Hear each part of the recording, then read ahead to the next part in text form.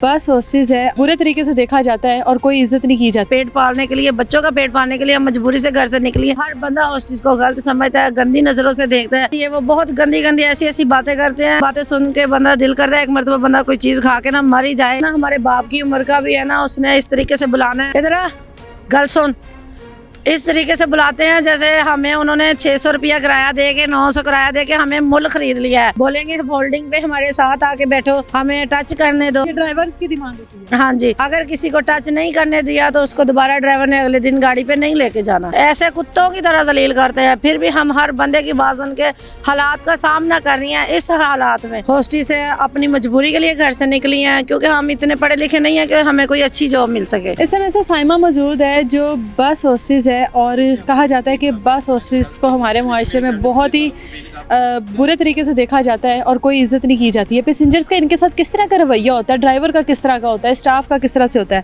साइमा कब से कर रही हो जॉब? 7 साल से। 7 साल से जॉब कर रही हो जी। मुझे ये बताओ, बस हॉस्टेज के बारे में बड़ी बड़ी बातें हैं कि इज्जत नहीं इनको मिलती है, और ये भी कहा जाता है कि शायद इनको इज्जत करवानी भी नहीं आती है। जी बिल्कुल। किस हद तक हकीकत है?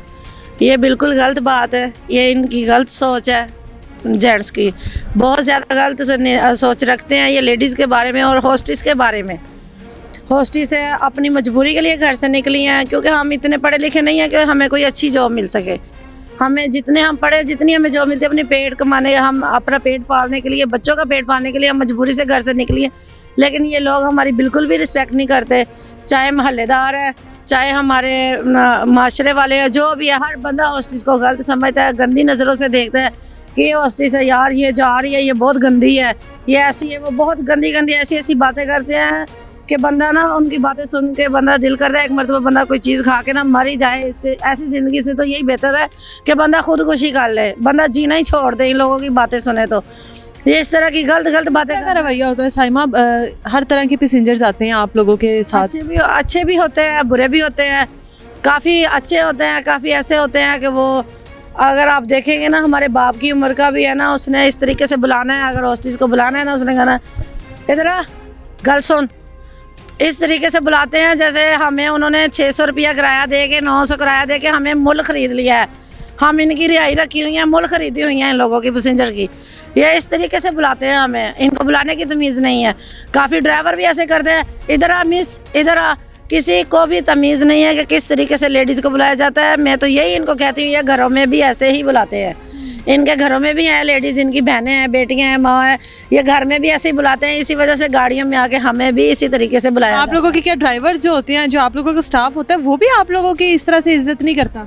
कुछ है इज्जत करते हैं, कुछ ऐसे है कि जो नहीं इज्जत करते, जिनको हम अच्छी नहीं लगती, जिनकी हम बात नहीं मानती। अच्छी लगने ना अच्छे लगने का क्या होता है? जो अच्छी नहीं लगती वो साथ नहीं लेकर जाएगी? नहीं, वो कहेगा इसको उतार दे, अगर ले भी जाएगा तो सारे रास्ते जलील करेगा, जलील करके बोलेंगे फोल्डिंग पे हमारे साथ आके बैठो, हमें टच करने दो। अगर टच, ड्राइवर्स की डिमांड होती है। हाँ जी, अगर किसी को टच नहीं करने दिया तो उसको दोबारा ड्राइवर ने अगले दिन गाड़ी पे नहीं लेके जाना। ये जो लॉन्ग रूट वाले ड्राइवर है ना, अक्सर इनकी यही डिमांड होती है कि मिस सोए ना, हमारे साथ इधर बैठे, टच करे। काफ़ी लड़कियों ने मुझे आके बताया है, काफ़ियों ने मुझे बोला है कि हमने उस ड्राइवर के साथ नहीं जाना, वो हमें ऐसे करता है, ऐसे करता है। काफ़ी बताती हैं कि हम आप ही को बोलेंगे हमने इस ड्राइवर के साथ नहीं जाना, ये हमें टच करते हैं, ये इस तरीके से हमें सारे रास्ते जलील करते हैं, सोने नहीं देते। फिर आगे जाके ये कहते हैं हमें रूम नहीं देते, कहते हैं गाड़ी के अंदर ही सो। उसी गाड़ी में स्टे होता है आप लोगों का? उसी गाड़ी में ही ड्राइवर ने सोना है, उसी गाड़ी में ही हॉस्टेस ने सोना है। उन्होंने कहना है एंड पे सोफे पे जाके, फोल्डिंग पे जाके, एंड पे सीटों पे जाके सो जाओ, जगह नहीं है। हालांकि रूम है मौजूद, लेकिन रूम में नहीं छोड़ के आते। अगर छोड़ आएंगे तो लेके नहीं आते, बाद में कंप्लेन करते हैं। कोई नहीं पर छोड़ आते हैं। हाँ, वहीं पे छोड़ आते हैं। अगर रूम में चली गई है तो वहीं पे सोई को छोड़ के आ जाते हैं। मतलब अगर आपकी उनके साथ सेटिंग नहीं हुई है तो फिर इस तरह की आप लोगों के साथ खारबाजियां रखेंगे? बिल्कुल ऐसे रखेंगे, खारबाजियां रखेंगे, बिल्कुल जलील करेंगे, ऐसे कि हमने इसको नहीं लेके जाना, ये हमारे साथ दोबारा आए ना। ऐसा भी हुआ है कि सफ़र के दौरान ही ऐसे ही उतार दिया हो? हाँ, उतार देते हैं, काफ़ी मरतबा उतारा है। लड़कियों को उतार देते हैं सफ़र में, किसी के साथ यानी कि अनबन हो गई है, जहाँ पे भी है, मोटर पे भी उतार दिया है।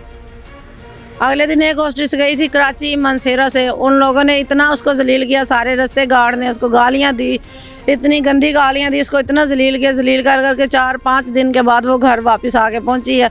उसने कहा आइंदा मैंने इनके साथ नहीं जाना, मुझे इन ऐसी जॉब की ज़रूरत ही नहीं है हमें जहाँ पे हमारी रिस्पेक्ट ना हो। लेकिन हमारी हॉस्टेस की रिस्पेक्ट कोई भी नहीं करता, लेकिन इनकी सोच बिल्कुल लोगों की गलत है।